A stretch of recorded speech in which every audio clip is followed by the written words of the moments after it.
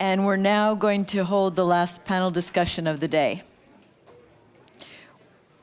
with Professor Richardson, Yaghi, Dr. Venter, and Bengt Nordén.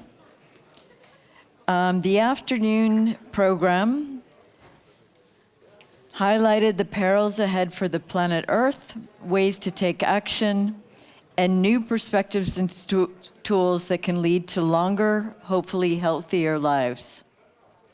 Please remember, if you have a question, to state your name and affiliation. So,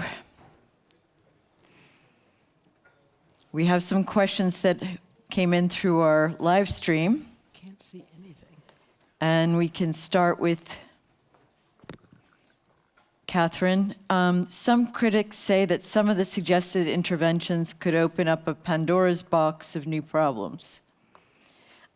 Scrambling weather patterns and amplifying human suffering through unintended consequences. So I guess that could be for both you and Omar, but do you want to? Yes, absolutely. I think that's exactly what I'm trying to say, because so many of the interventions that are being planned at the moment aren't actually thought into a system context. And we've seen time and time again that lots of solutions, DDT, for example, or CFCs, for example, or right now we're doing nitrification inhibitors, which is, just another pesticide impacting, trying to change the system. Life has evolved for 3.5 billion years to a very fine-tuned system, and then we go in and say, well, we can fix this. I totally and completely agree, and it's the same with most geoengineering, and I'm sorry to say, I'm a little concerned about, and we can maybe get into a discussion or argument about this, carbon capture and storage. Excuse me, isn't that just use and throw away again? I'm sorry. She's right. No, you don't have to be sorry. Well, the way I look at it is that, civilizations advance by creating technology to move things forward. It's going to have good and bad side effects. And if we're smart, we can act quickly to remedy some of these until there is an ideal solution, as you are suggesting, Katherine. And we can't wait for an ideal solution. You can't go back that easily and build the balanced ecosystem that you're advocating. But so what and also, I want everybody to think about the secondary effects of new inventions, okay? I didn't target CO2 capture. I targeted creating materials from natural building blocks that will advance our knowledge of matter on the atomic and molecular level, and it will create technologies even beyond what we can imagine today. I picked carbon capture because it's a pertinent problem. The government is investing a lot of money to do carbon capture from flue gas and air, and it would be silly on my part not to use my materials to address that in the short term until our society is conscious enough to do the ideal solution. But I think that civilization, you can't stop science, and you have to advance. That's how we build economies and create livelihoods. But lots of people want to store the CO2, so if there's a way to capture it, and well, that's throw it away. That's well, what not throw it away. Well, but wait. The oil companies want to put it back in their wells to increase oil harvesting. But we're going to need carbon. We're going to run out of carbon if you think system-wise. I want to talk about if you want to talk about carbon capture, sure, we can capture it, but very soon, already you can modify bacteria to turn CO2 into fuels and starting materials that go into pharmaceuticals and many things, proteins for food and things like that. So, So, I think that it's not as bleak. I think there are a lot of secondary effects that are very, very important to that problem if you want to just talk about CO2. I have two responses, but take your questions, and if you have holes, then I'll come back with them. Okay. Why don't we start with your question? Hi, my name is Isabella. I'm a postdoc in the Division of Applied Microbiology here in Lund University. And still on the same topic, my question to the speakers is, do you think nowadays the research community is addressing the right research questions to solve climate change and implement a circular economy? And if it not, and if just partially, what should we do? What should we focus on? I think we will start with you. That'll give me the opportunity to take one of the points I wanted to just make, and that is, no, I mean, I think our societal narrative is all wrong. I think this focus on solutions is wrong. If you're dealing with a complex adaptive system, complex adaptive systems don't usually evolve in huge quantum steps or solutions. They evolve through many small changes. And the way your family's a complex adaptive system, and if it's dysfunctional, you don't just fix it. So the way we apply for our money, give me money for 3 years and I'll do this, and then before when you finish, here's the end of my report, I'm already looking for something else. Nobody is incentivizing us sitting and stopping and saying, what is it that I have here that can contribute to a transformation? And what are the barriers for that contributing, and how could it be upscaled? What difference could it make, and together with other things and so on? We're just not doing that. We're talking all the time about finding solutions, when in fact we need to be focusing on transforming. Okay. So I'm not sure we're asking the wrong questions, but I think we're looking for monumental things that aren't going to happen, and we're not incentivized to try and make this. We know perfectly well. For example, phosphorus. Phosphorus it's a limited resource. It's a fossil resource. We need it to grow our food. Right now, we've been getting it mostly from the Ukraine. Can't do that right now. So where is it? It's in China and it's in North Africa, which means China and North Africa have the key to our future food security. Now, is that smart? Probably not. We do have the technologies to be able to take phosphorus out of water and reuse it, but it can't pay. Now, one of the first things we need to do is to change our economic system so that it can pay to do the things we know we need to do. And that's like taxing all waste, not just CO2 and so on. Okay, but since, as you suggest, we're not close to a solution, so is it riskier not to take any action or to take some actions with... It may be riskier to do the wrong action. Yeah. It may be riskier to do the wrong action. So if you haven't thought it into a system context, then I think it's dangerous to do, yes. But decreasing carbon dioxide burning is clearly something you could do. You could increase the electrifying society. That's a solution, but you could have to do it in a wise way. Yes, I'm not disagreeing, Bengt. Okay. Katherine, I agree with you. I agree with your solution, but it's not practical in present global society. I think whatever you want to do, it has to jive with the possible.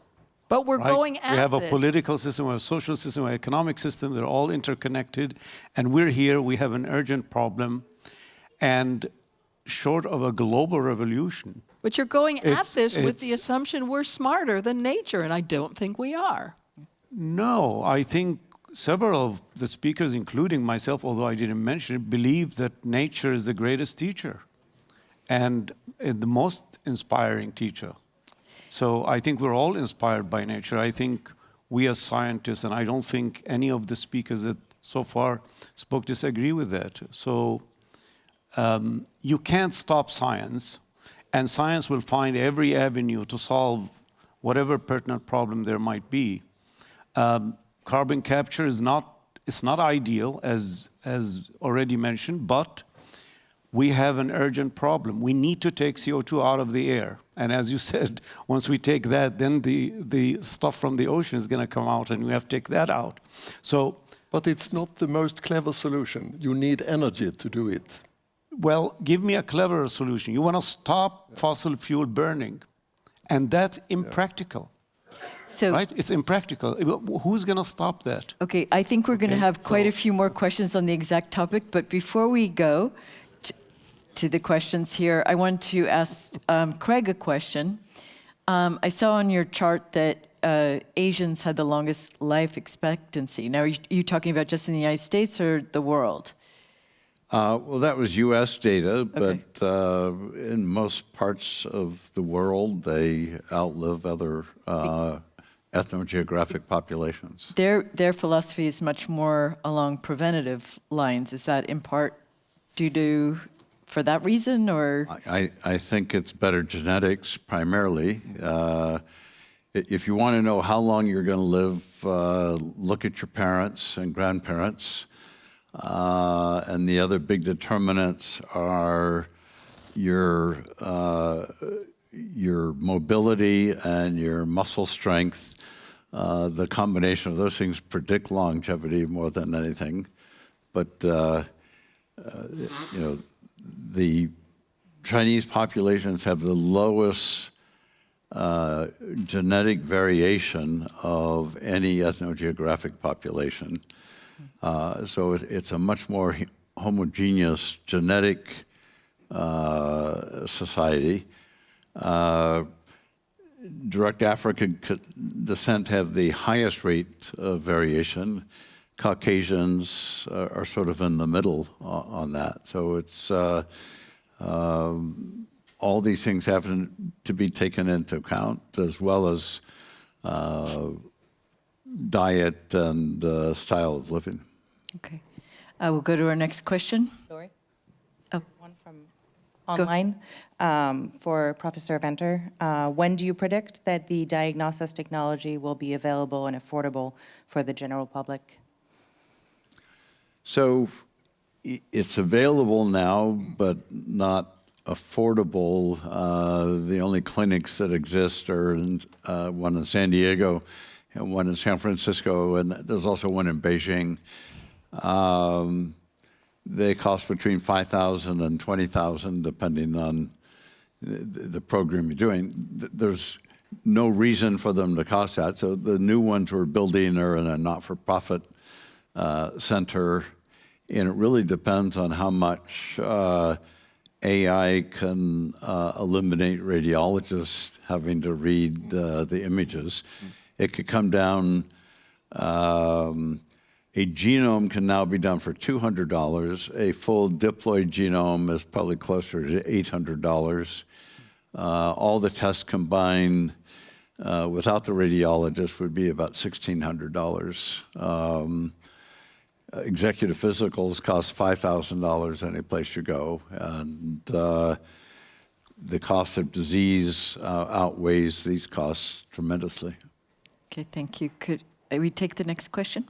Yes. Hello, my name is Olivia. I go to Procivitas in Malmö, and I have a question for Professor Richardson as well. So you obviously use a lot of models to collect data and understand the world, and one of the things you were talking about was materia and food falling down to deeper parts of the ocean where photosynthesis isn't possible. And I guess I was just left with the question, like, how is this measurable? Like, how do you, perhaps a bit of a technical question, but I didn't understand how you can even begin to create a model of this, really. Well, we can actually do measurements of that sort of thing. And one of the big questions, one of the really exciting things is that on land, photosynthesis takes CO2 directly out of the atmosphere, and it gets stuck in life. And there's about 550 gigatons of carbon caught in life on land. In the ocean, there's very little carbon in life. There's only like 3 to 5 gigatons, 100 times less. There's just as much photosynthesis going on, and the only way that you can have a biological storage of CO2 in the ocean is if this material that gets created sinks to the bottom. We call it the biological pump. Lousy name because pump sounds like active, and it's not. It's things that are blah, blah, blah, blah, blah. And it's actually believed that in historical time, or geological time, that differing amounts sink down to the bottom and draw CO2 out of the atmosphere. So there's an awful lot of effort right now trying to figure out how much material falls down, and you can do it by having sedimentation traps and measuring it along the way. You can do it with uranium isotopes and seeing the changes in isotopes. There are numerous different ways that people are trying to do it. You can do it by analyzing sediment and how much organic material is in the sediment and so on. So there's a whole world out there that actually thinks the most important thing on Earth is figuring out how much is sinking through the ocean.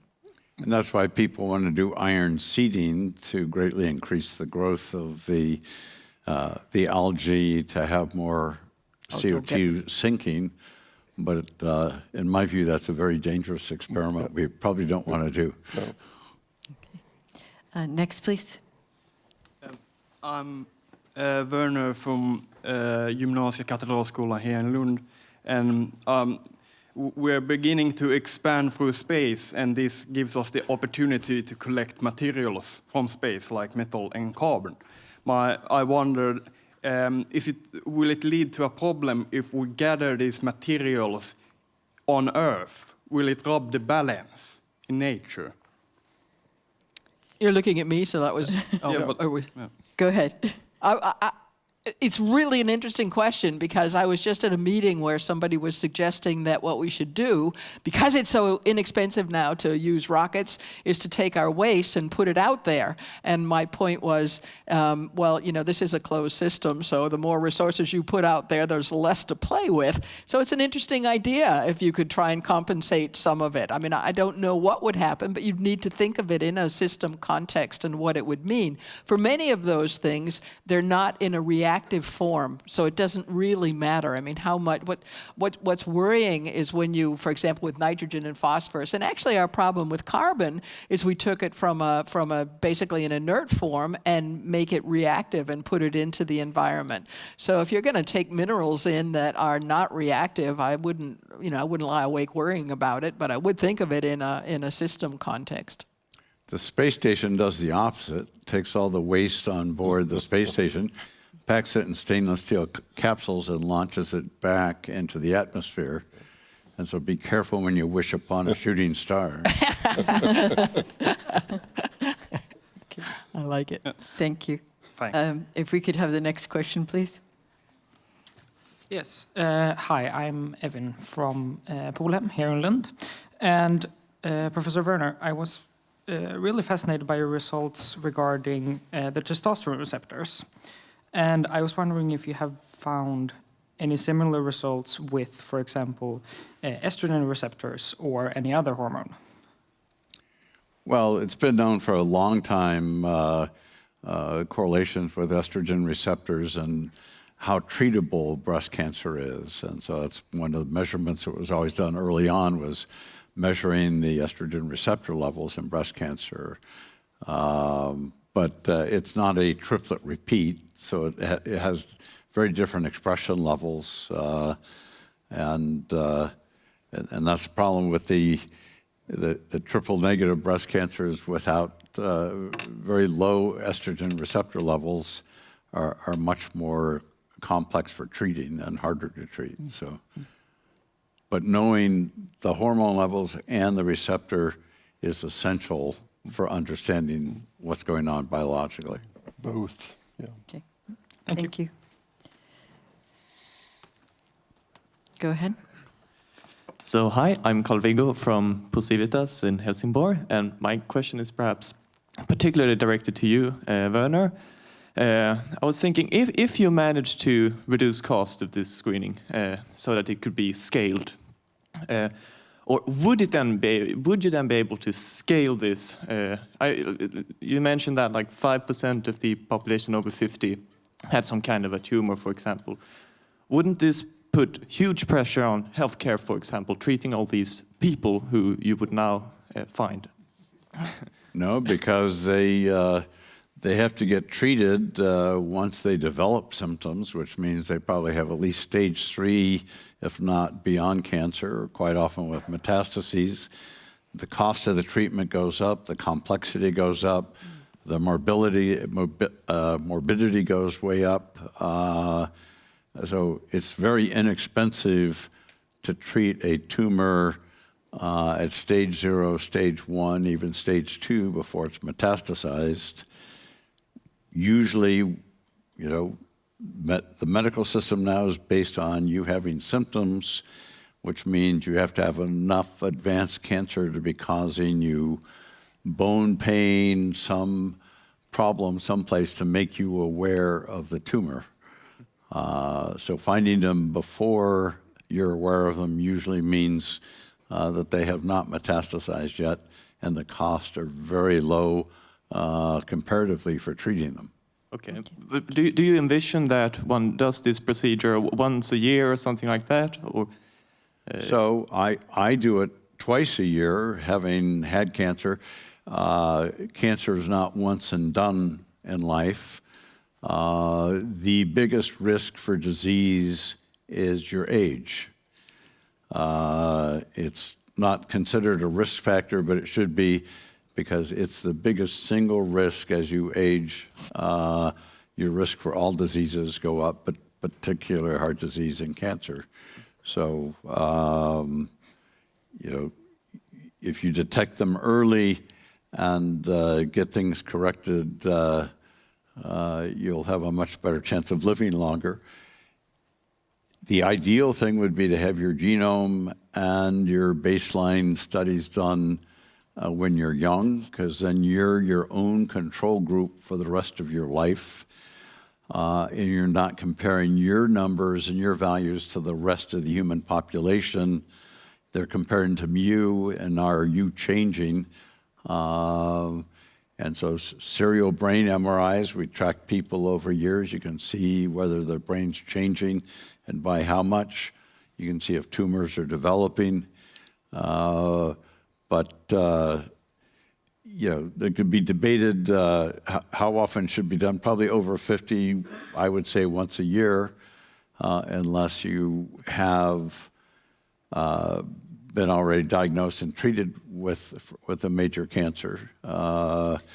And also it's a way of tracking the metabolic disease with liver disease, and also progression of Alzheimer's, with all kinds of new things coming along to see if it could be delayed or prevented or treated. Okay, so you see that this is scalable actually, and in spite of, and there would not perhaps be this tremendous new group of people searching for healthcare. So you see that there is a scalability here. It's scalable if third-party payers are in countries that have a single-party payer, have the motivation to do so. It'd be much cheaper than the existing systems. I think the question is motivated. Increasing longevity moves things ahead, and you will have other challenges. But you could change the retirement age to 75. Yeah. For example. We've already done that. Right? But this brings me to my problem with this, or at least my considerations. You're sitting in what would be your recommendation, for example, to the Swedish government, where life expectancy is about 10 years longer than it is in the United States. Well, that would make it 95. Well, it's later. I mean, I was going from the numbers you had here, but which was 74. But my point is that it's much less expensive here. The life expectancy is already longer than it is in the United States. And what worries me about all of this is it can only increase the North-South divide. It can only increase global inequality. And so it's better to kill people off early then. Well, I'm not sure. I'm not sure. I mean, I've outlived both of my parents at this point and still going strong. So I don't feel anyone's killing me off at this point. I mean, I'd love to have it for myself. I'm only thinking about what's at the end of the line in terms of global inequality and conflict. But why does it have to be global inequality? I mean, the stuff is all portable, and it's a question of wills of governments to do it. I think your philosophy shows that, for instance, the unfairness here. We saw that black and red Indians showed a higher mortality. If that could be amended. Absolutely, yeah. absolutely. We could go back to AI for a moment, since that's been a reoccurring theme throughout the day. And in some ways, AI could potentially play a role in that. But I'd like to hear, I think we should hear more from Professor Yaghi about that, because he has one of the most positive outlooks of AI at this point and is actually using it. But you too. Yes, I can imagine, but let's hear. I'm not using ChatGPT in my research yet, so I'd like to hear about some of the potentials you see.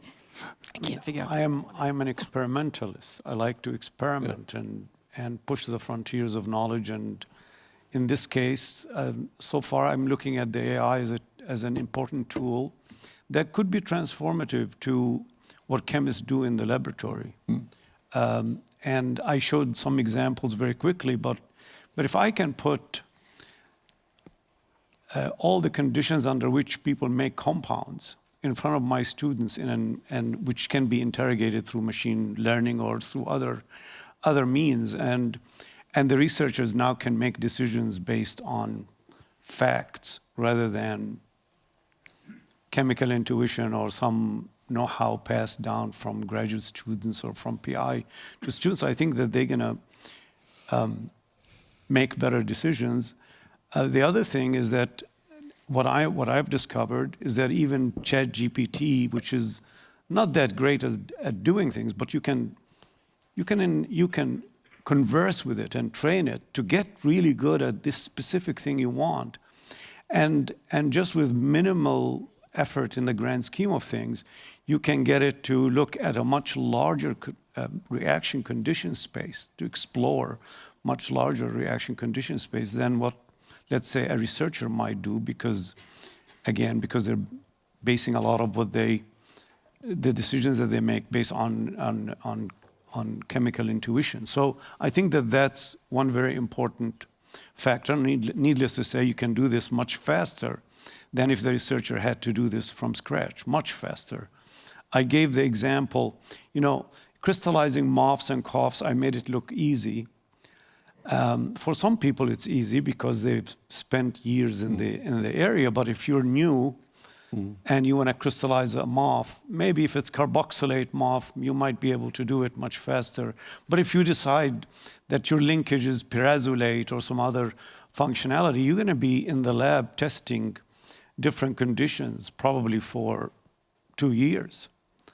But I showed you examples, again, with just ChatGPT, that you could speed that up to 2 weeks.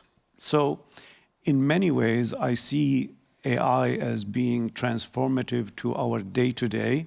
Needless to say that in the fullness of time, when we have databases and big data, which, by the way, ChatGPT can also do that, all should be supervised and, as I said, collaboration with the human to make sure that it's not hallucinating and it's not doing things that you don't want. Which is about a third of what ChatGPT produces. It depends on what you're doing. It depends how you train it.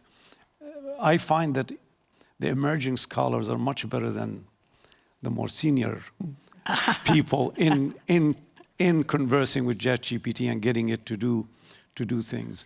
But that's one approach. The other approach is to really develop the basics of Gen AI for what you're doing. For example, for me, it's discovery of new materials, correlating those materials with applications. Then you need to put into your machine learning algorithm some information that makes it more intelligent. And so that's a huge area that needs to be developed. We have to develop it for the survival of our field.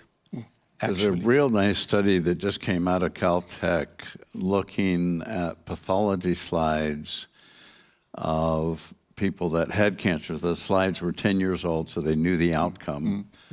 It was trying to predict from looking at the tumors which patients would go on to develop metastases.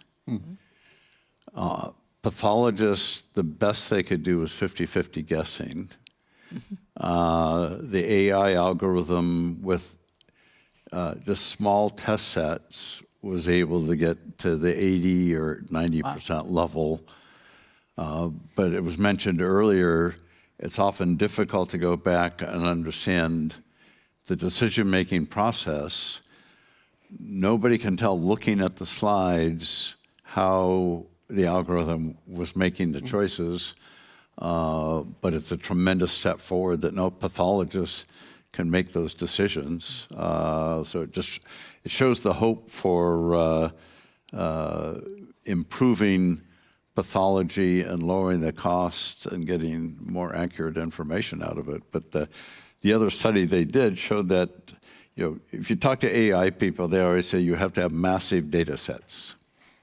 And so this has just gotten disproven that if you have really expert data sets with experts providing the information on them, true experts, it can be a data set as small as 50 with real experts. Yeah, and it's not only pathologists that will teach the AI, it's also the post-mortem results. You know, you have the answer. My father was a pathologist, and he said it takes 15 years before you learn how to interpret. So, Katherine, why don't we hear about how AI is being applied to some of the climate issues that you mentioned, and then we'll take your questions. I have no idea. Okay, we'll take a question then. It's in the cloud. Hello? Sorry, I'm a bit nervous. I'm Oliver. I study at Ystad Gymnasium. And I was just wondering, since AI is a recurring topic, do you ever think that AI will completely replace humans? For what? Everything. No. Ever. It's going to have a hard time making babies. That's easy. Fair enough. Omar, do you? It's hard to see it at present. I think it will replace a lot of the stuff that we do, but humans are really creative creatures, and they think in chaotic ways and unexpected ways. It's very complex.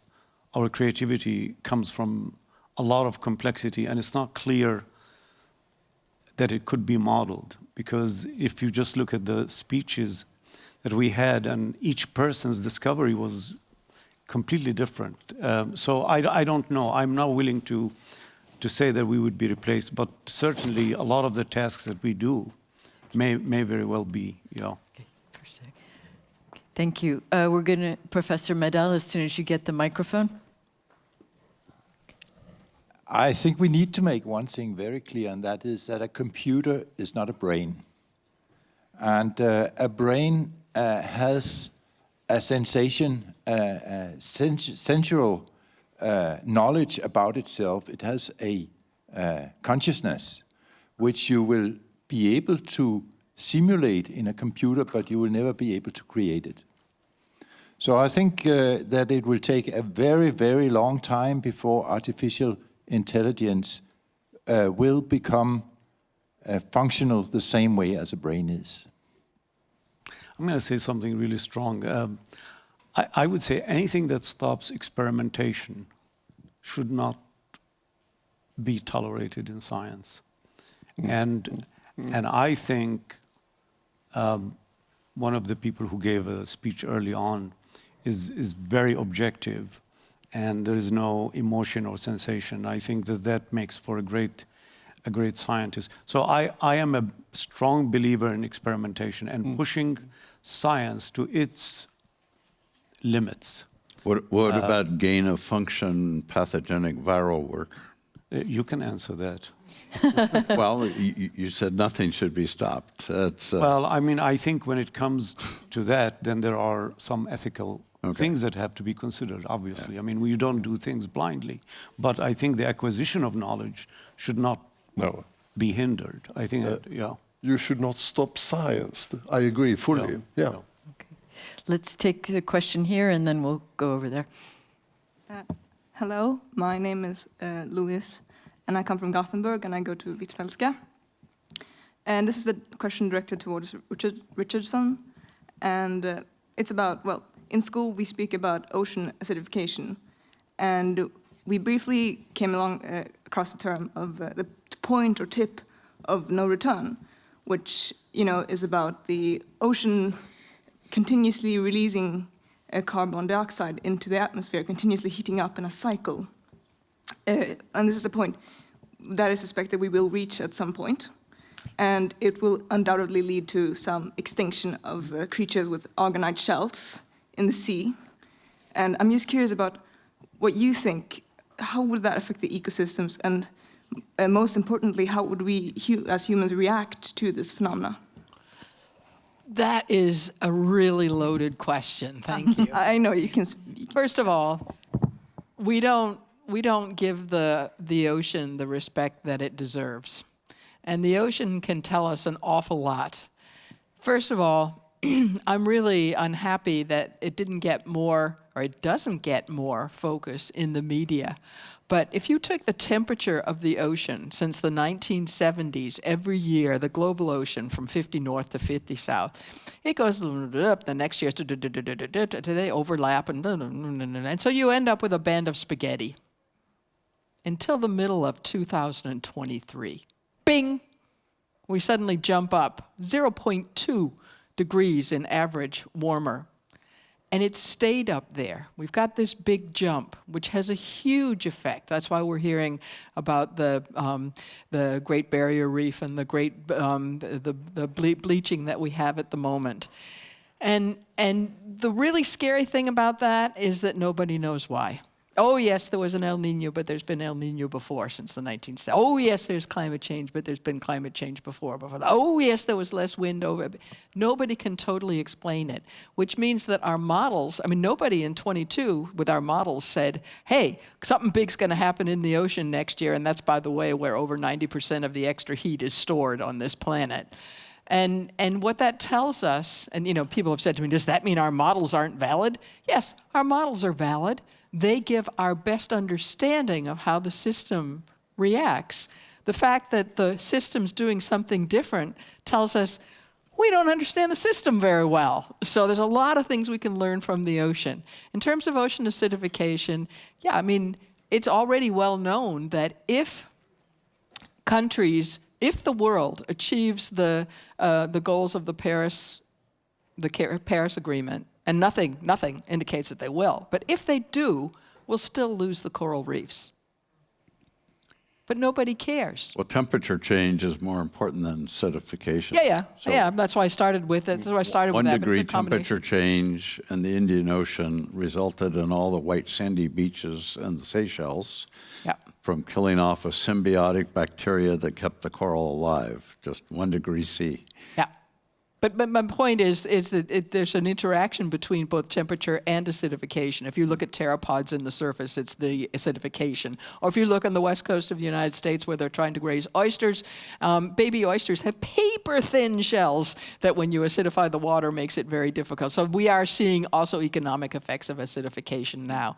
The point is the ocean is really, really very important to us. We're not very interested in the ocean. We don't understand it very well. We would rather go into space and understand what's going on there than understand the ocean. But in terms of geological time on this planet, the ocean has been the regulator of climate, because when you went from ice ages to non-ice ages, you moved 80 parts per million CO2 from the ocean to the atmosphere and back again. And you can't explain that alone on the basis of only physics and chemistry. We need biology, and we have so little understanding of that.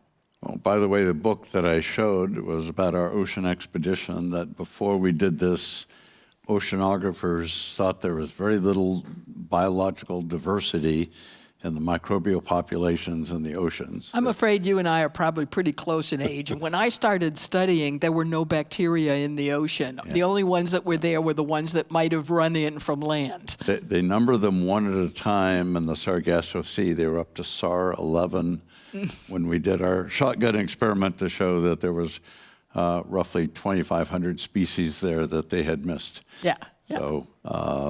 Thank you. If you don't mind, we'll take the question that's over there somewhere.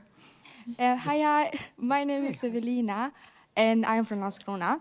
And I have a question to both Professor Yaghi and Professor Richardson. So, how can business and industries be encouraged to adopt more sustainable practices? Thank you. How can what? How industries be more okay. encouraged to adopt more sustainable practices? Yeah. Well, I mean, I think that there's now progressively this move towards a circular economy. Mm-hmm. And I think that's a very positive thing. I think we need to do more of that. We need the governments to fund programs that allow you to do that scientifically, to address those challenges. I think at the end of the day, society has to want that, okay? CO2 capture was not very interesting when we first started working on it back in the mid-1990s, okay? And now everybody is in agreement that we have a CO2 problem. So I think if we can do this faster, we might avoid some of the bigger problems that lie ahead if we just wait until it's facing us right here. Okay. Yeah. I think in addition to their economic reporting every year that they should have to do both climate and biodiversity reporting. And for metrics on biodiversity, you could use area or biomass that is used in your value chain. And of course, you've got greenhouse gases as your. So I think they should have to report that. I think they should be making goals for how to reduce their impacts. And I think we need to be legislating in order to make it be more expensive to not be better in those areas. Thank you. Dr. Venter? So changing a little bit, Professor Yaghi, I was really incredibly impressed with your potential for water purification. I think that's far more important than CO2 capture. So how economic is it to produce those things? Because the ones in Africa, they're all based on stills, whether they're vacuum stills or something else that require lots of energy. Yeah. I mean, it looked like just a wonderful passive system for doing that. So it's like that could be one of the biggest breakthroughs in health. Yeah, certainly. So these adsorption systems using MOFs are designed to take water from not just low humidity, but also higher humidity, without this cooling that these systems that are that you describe are operating on.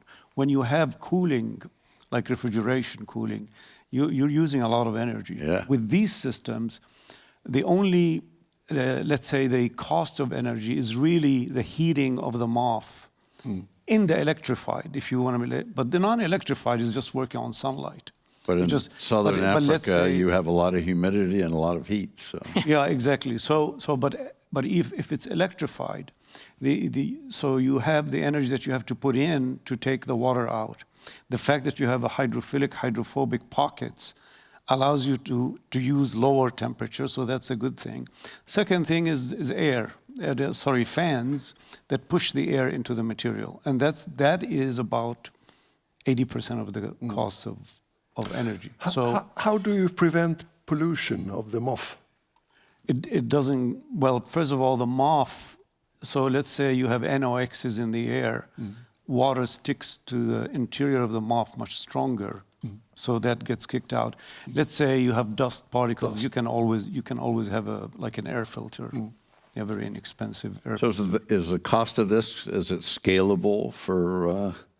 Well, I mean, as far as the MOFs are concerned, BASF has demonstrated that they could be made in water in multi-ton quantities, and then at the end of this 6-7 years, if the MOF is really the cause, at the end its function is exhausted, you could add a strong acid to it and separate it into its constituents and then reassemble it in water with zero discharge, because all the starting material, their synthesis is perfected so that all the starting materials end up in your product, in the MOF.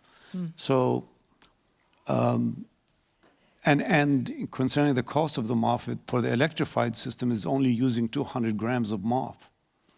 So I mean, it could be even gold, and you're using it repeatedly over six years. It's nothing. Yeah. Okay. The rest of the device is just made from off-the-shelf parts. Yeah. Thank you. I'm going to give you the honor of the last question for today.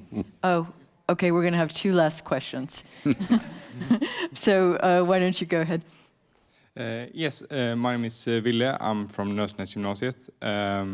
I have a question about MOFs.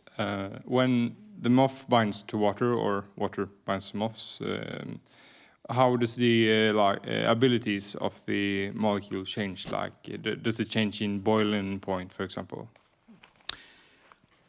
That's an interesting question. It's hard to say what is the state of matter of water in the pore. I mean, it's hydrogen bonded, but it doesn't have the structure of a fragment of ice, right? There are 14, maybe 15 different structures of ice. It doesn't have that, but it is hydrogen bonded. The key here is that water molecule, the very first water molecule, sticks to the most hydrophilic adsorptive site. And what I forgot to say, as usual, I forget to say the most important thing sometimes, is that water molecule is a seed onto which other water molecules bind from air. And so you see that it's a cooperative behavior, just like oxygen with hemoglobin. And that's the perfect kind of behavior you want, so that you can take the water out by varying the conditions slightly with pressure. You can take the water out. If it was shallow, then you would have to vary the conditions widely, and that's more energy. So it really is a cooperative phenomena, and the evolution of water in the pore has to do with that seed water that always stays in the MOF. Because to take that first water out is going to cost you more energy, and why should you do that? Yeah. So it's hydrogen bonding. It's called hydrogen bonding, but also it's, somebody said water, I think it was Jean-Marie Lehn, said water molecule is the same here or somewhere else.